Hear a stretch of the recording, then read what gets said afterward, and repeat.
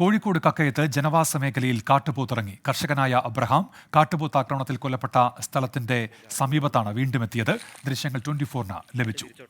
Sameer C Muhammad ഉണ്ട് ഇപ്പോൾ കോഴിക്കോട് നിന്ന്. സമീർ, ഈ കാട്ടുപോത്തുകൾ കാട് കയറിയിട്ടുണ്ടോ അതോ ജനവാസ മേഖലയിൽ തന്നെയാണ് ഇപ്പോഴും?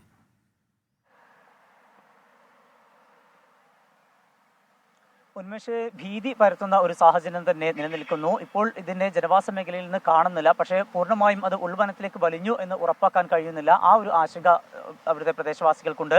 നമുക്കറിയാം, അബ്രഹാം കൊല്ലപ്പെട്ട് ഏതാനും ദിവസങ്ങൾ മാത്രമാണ് ആയിട്ടുള്ളത്. അതിന്റെ പശ്ചാത്തലത്തിൽ വലിയ പ്രതിഷേധങ്ങളും ഈ മേഖലയിലെല്ലാം തന്നെ ഉണ്ടായിരുന്നു.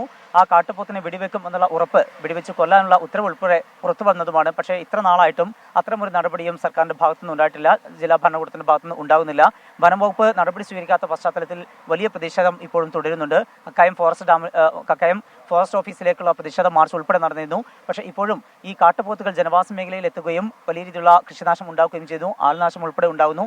അത്തരമൊരു വലിയ ഭീതിയിലേക്ക് തന്നെയാണ് കാര്യങ്ങൾ പോകുന്നത്. നേരത്തെ ഉണ്ടായിരുന്ന അവിടുത്തെ ജാഗ്രതാ നിർദ്ദേശമൊക്കെ പിൻവലിച്ചിട്ടുണ്ട്. പക്ഷേ എന്നിരുന്നാലും ഇപ്പോൾ വീണ്ടും കാട്ടുപോത്ത് എത്തുമ്പോൾ ജാഗ്രതാ നിർദ്ദേശം നൽകേണ്ട ഒരു സാഹചര്യം തന്നെയാണ് ഉള്ളത്. എന്തായാലും വലിയൊരു ഭീതിയിലാണ് ജനങ്ങൾ.